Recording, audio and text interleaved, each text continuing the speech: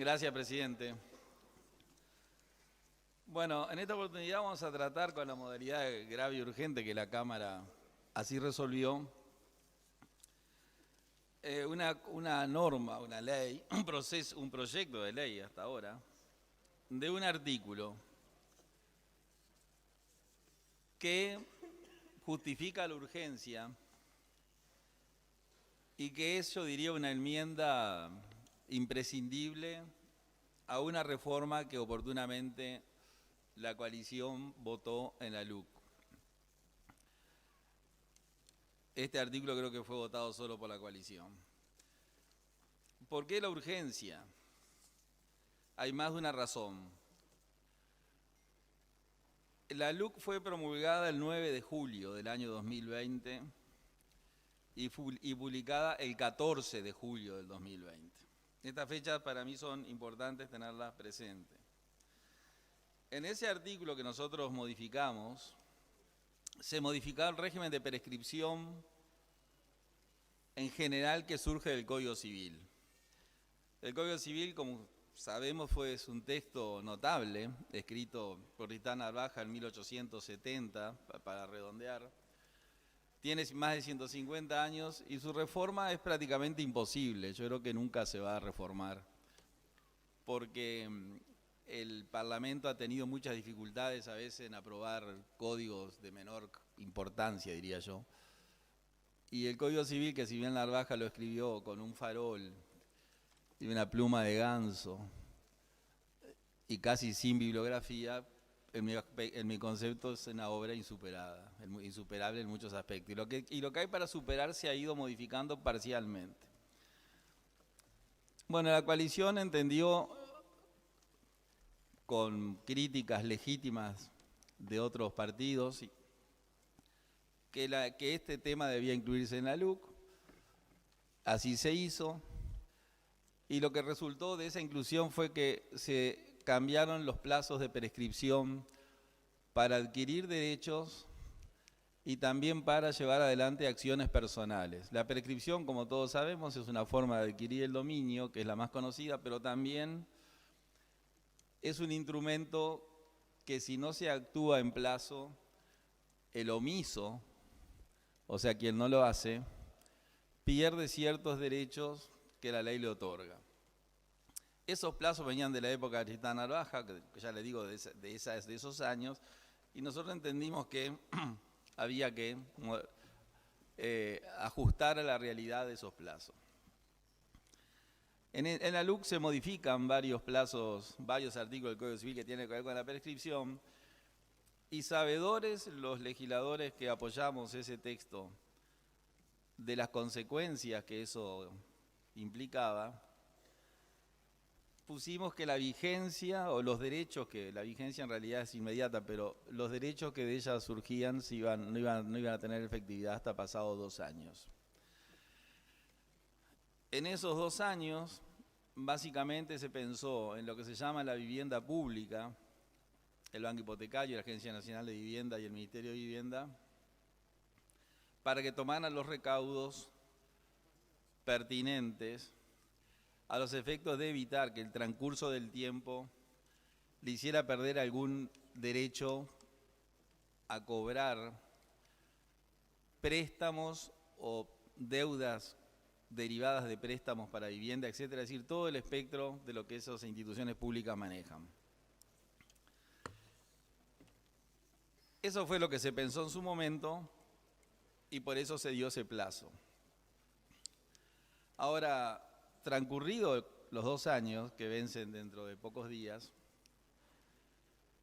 estas instituciones que administran la vivienda pública nos comunican que no estaban en condiciones de cumplir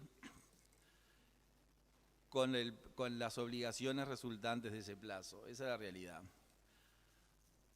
Hay un proverbio que dice: cuando no se quiere ver, no hay más que cerrar los ojos. Pero no es bueno a mi antojo ser ciego por convicción.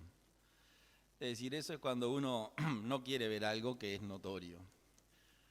Y aquí lo que pasó fue que las acciones que nosotros pensamos que los 2 años eran un plazo razonable, no se cumplieron parcialmente.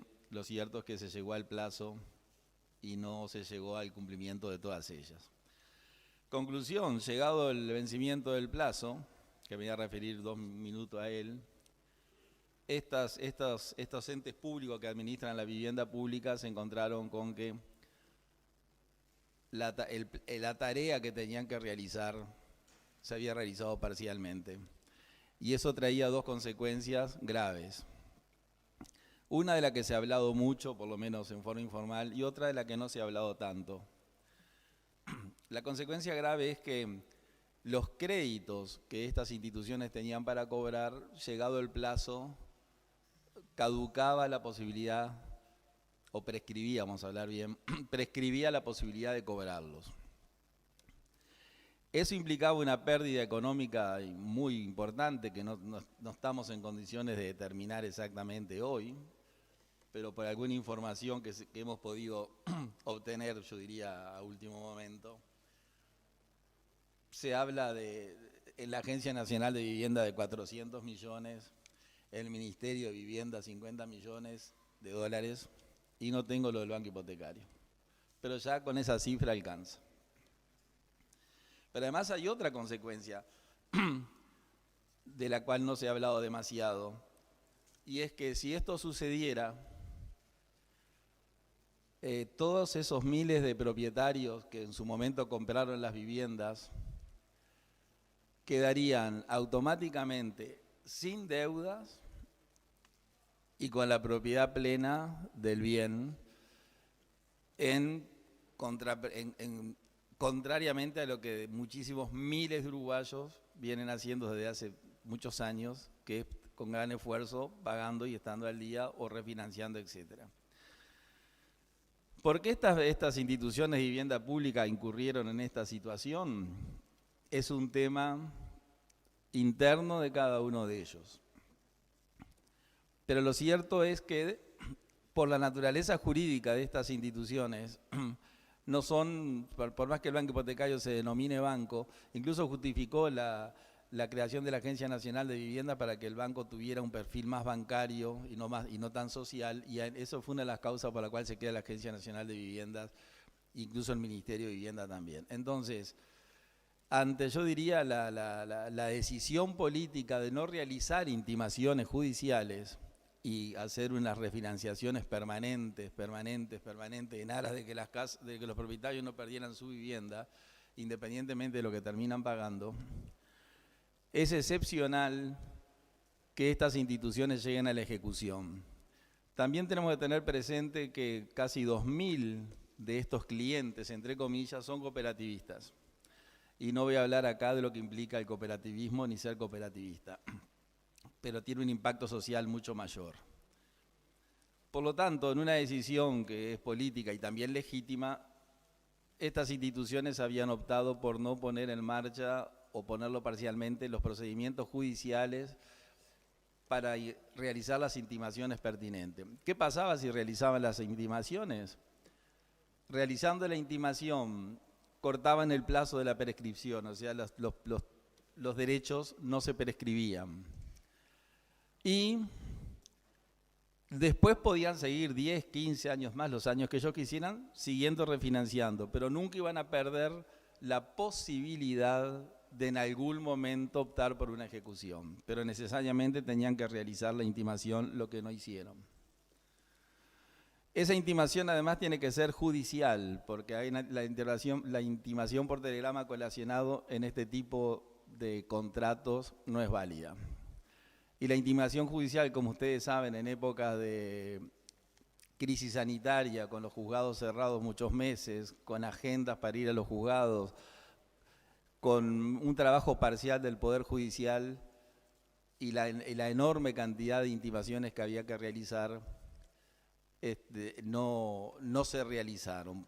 Esos son los motivos procesales que yo entiendo, y habrá otros motivos en los cuales no entro, que desconozco además.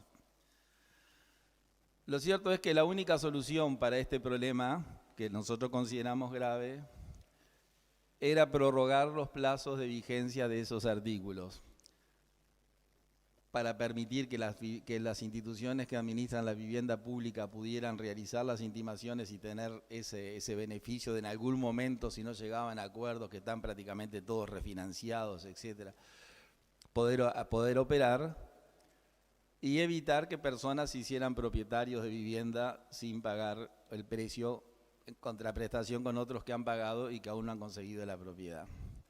Entonces acá el menú tenía dos platos.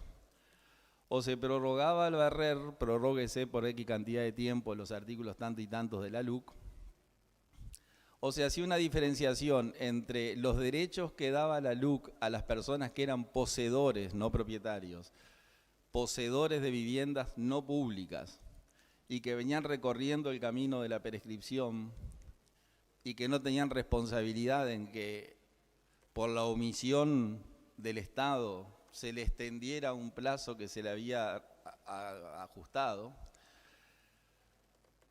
y sí prorrogar solamente los aspectos de la prescripción que tiene que ver con para que se eviten que los créditos y los derechos personales a cobrar el crédito se pierdan. Se optó por esta segunda solución, que parece la mejor. Entonces las personas que vienen recorriendo el camino de la prescripción porque son poseedores, llegado unos días, se podrán completar el plazo. Y con esta ley, las instituciones públicas que manejan la vivienda pública tienen 48 meses, como dice el texto, para hacer lo que no hicieron o que hicieron parcialmente. En los 3 minutos que me restan, quisiera detenerme en el tema del plazo, porque hoy fue muy discutido. Y reitero lo del principio. La ley fue, la LUC, fue aprobada el 9 de julio, promulgada el 9 de julio, publicada el 14 de julio. ¿Cómo se cuenta el plazo de aplicación de una ley? Y yo acá tengo, hay mucho material, pero me interesa, traje el que en el Uruguay se aplica. Y dice lo siguiente: las leyes solo son obligatorias 10 días después de su publicación en el Diario Oficial. Y ahí cita toda la cátedra ya desde muchos años, Eugenio Lagarmilla, de María, del Campo, Sayagués, etcétera, etcétera. Y los fallos judiciales han recogido esta tesis. ¿Por qué las leyes solo son obligatorias?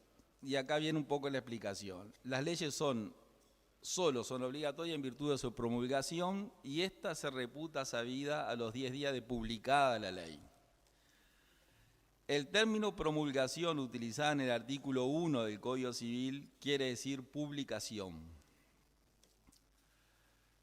Es la solución que mejor armoniza con el principio consagrado en el artículo 2, que dice que la ignorancia de la ley no sirve de excusa. Nuestra ley no hace depender la fuerza ejecutiva de un hecho incierto de que ésta pueda saberse, sino que fija el plazo de 10 días contados desde su promulgación en la capital, vencidos los cuales se reputa sabida y por lo tanto comienza a ser obligatoria. Reitero, 10 días contados desde su promulgación en la capital, vencidos los cuales se reputa sabida y por lo tanto comienza a ser obligatoria. La ley fue promulgada el 9 y publicada el 14, pero también el Código Civil, en esta interpretación que es la mayoritaria, dice que promulgación se entiende como publicación. Entonces, como los días se cuentan a partir del siguiente, también lo dice el Código Civil, o sea que no se cuenta del mismo día sino del siguiente, nosotros tenemos que contar o a partir del 10 o a partir del 15. Se promulgó el 9 y se publicó el 14. Entonces, para los que entienden que la promulgación es la promulgación, se cuenta a partir del 10 y los 10 días serían el 20. Para los que creemos, como casi toda la mayoría de los jueces, la jurisprudencia y la cátedra, de que son los 10 días que se cuenta, hay que esperar la publicación, se cuenta a partir del día siguiente a la publicación, que es el 15, por lo tanto el plazo vence el 25 de julio. Esa urgencia, esa notoriedad de los plazos, que estamos a 12 y que por una interpretación llegamos al 20 y por otra llegamos al 25, es lo que justifica que hoy, 12, estemos votando y vamos a solicitar el pasaje, yo diría, en el día para que el Ejecutivo realice la